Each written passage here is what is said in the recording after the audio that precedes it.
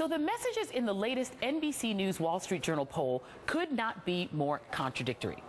According to the results, a majority of Americans want a Congress that will work across the aisle and compromise, cut federal spending, but also bring federal dollars home to their hometown, raise the minimum wage, repeal but also fix the Affordable Care Act, and most of all, propose no reductions to Social Security and Medicare, all while being controlled by Republicans.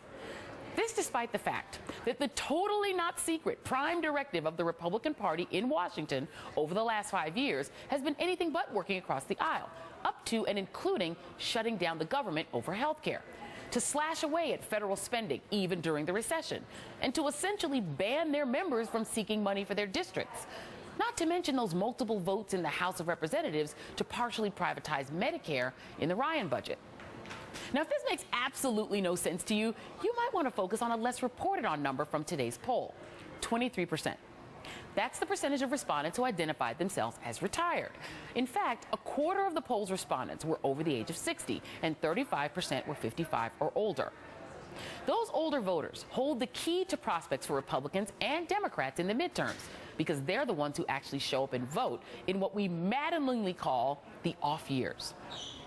One of the great ironies of American politics is that older voters, people from the generations that benefited most directly from the New Deal, turn out to be the most conservative when it comes to spending cuts today, just not their retirement programs.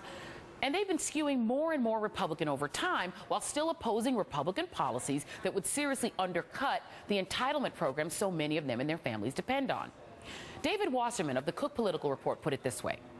Voters under the age of 30 were 19% of all voters in 2012, but just 12% of all voters in 2010. Likewise, voters 65 and up were 17% of all voters in 2012, but 21% of all voters in 2012. And herein lies the biggest danger for Democratic candidates in 2014.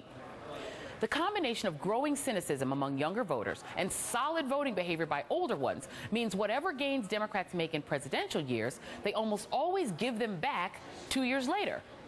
The turnout in that Florida special election, it was under 40%. That's not about the parties, the candidates, or the president, or Obamacare. That's about you.